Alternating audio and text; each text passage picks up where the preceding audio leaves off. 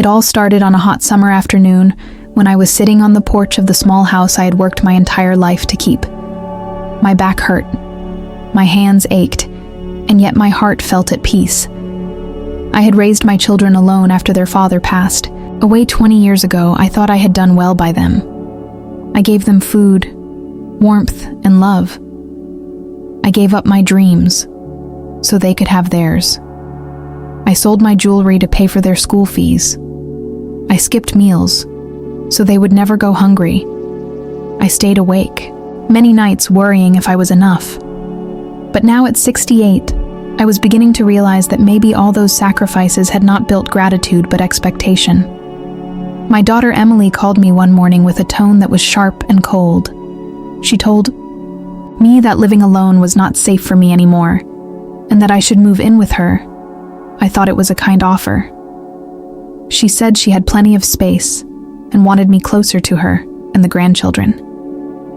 I smiled through tears as I packed my few things, thinking this would be a new start. I imagined sitting with her at dinner, telling stories to the kids, maybe baking cookies on weekends. I thought it was going to be love, warmth, and laughter. But the first week at her house told me otherwise. I woke up early one morning to the sound of her shouting.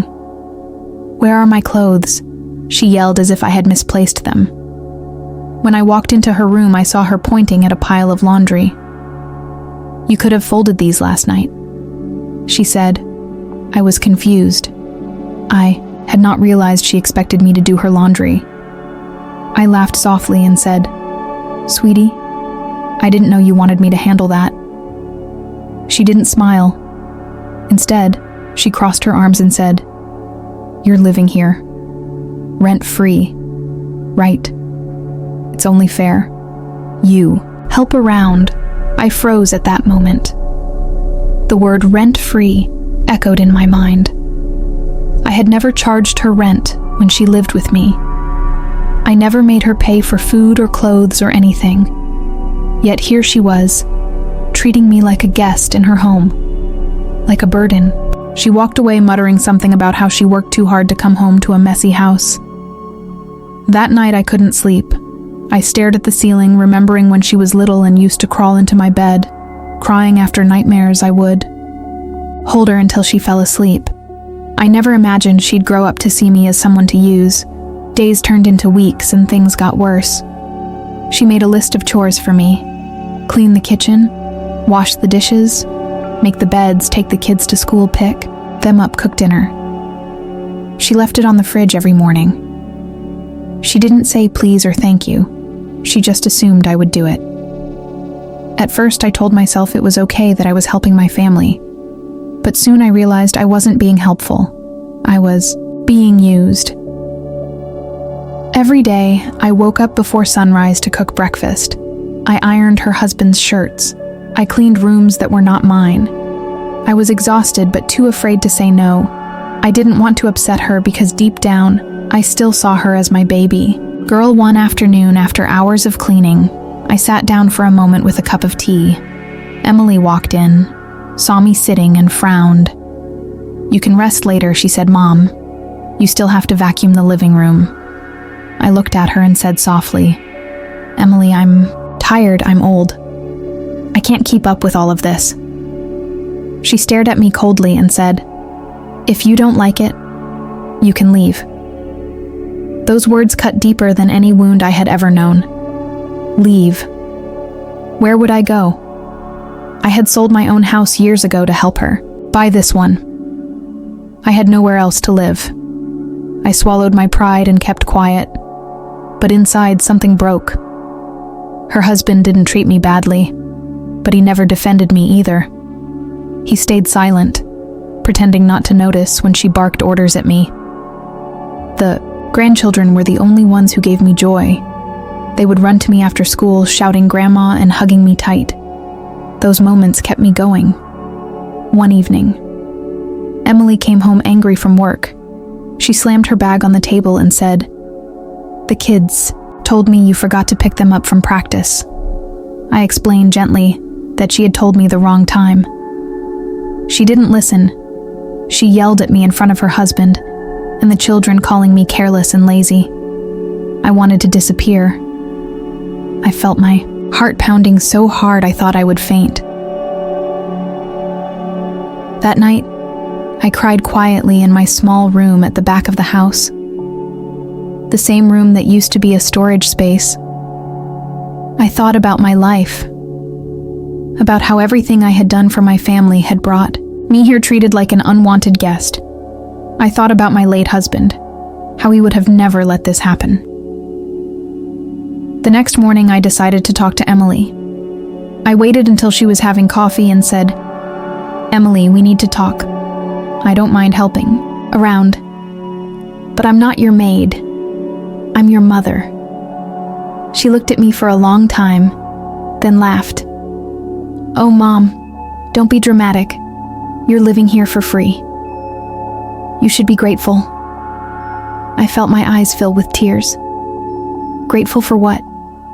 For losing my home, my peace, my dignity, I whispered. "You think love is a transaction?" She shrugged and said, "The world doesn't run on love anymore, Mom. You should know that." After that conversation, things became colder between us.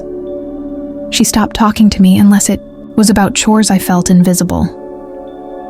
A few days later, she handed me a list twice as long as before with a note that said, "Do all this before I get home or find somewhere else to stay." I looked at the paper and felt something inside me snap. I had spent my life giving, and giving until there was nothing left of me. I decided that day I would not let anyone treat me like this again. I didn't tell her. But I started packing my things quietly. I had a small pension, saved a little money in the bank. It wasn't much, but it would be enough to rent a small room.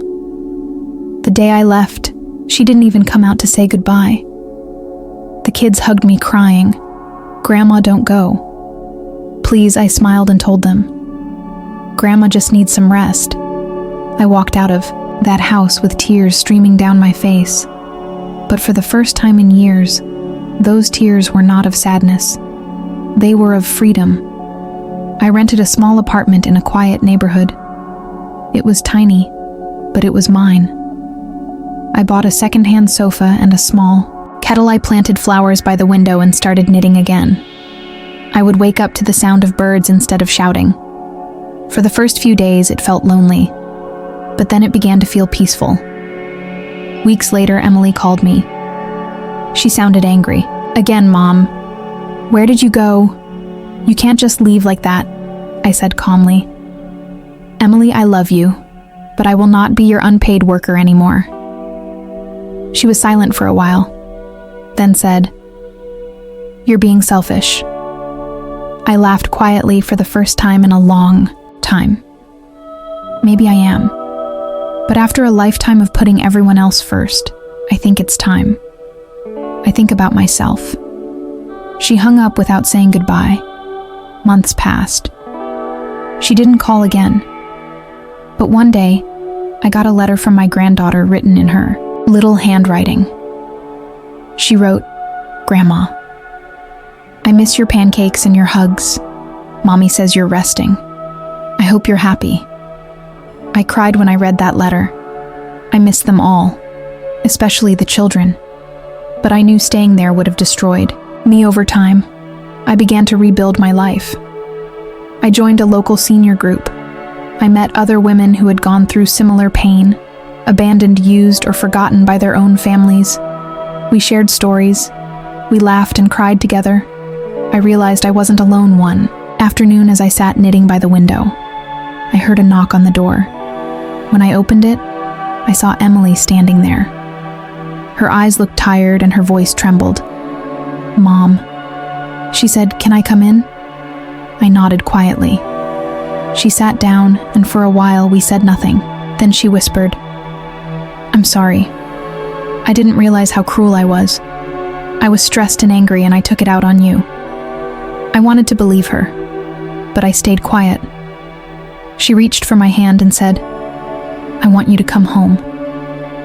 I looked at her and said, "Emily, home is not a place where someone feels small. Home is where love lives.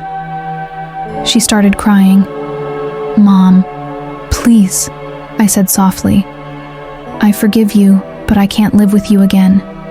Maybe one day when you truly understand, we can start fresh. She nodded, wiped her tears, and left. That night I sat by the window thinking of all the years gone by. I had lost a lot, but I had gained something more valuable: my dignity, my peace, my self-respect. Now every morning I make tea and sit by my flowers. I smile knowing I chose myself for once. And maybe one day, my daughter will understand that love should never come with conditions. In the silence of my little home, I finally found what I had been missing all those years: freedom and peace. Two things no one could ever take from me again.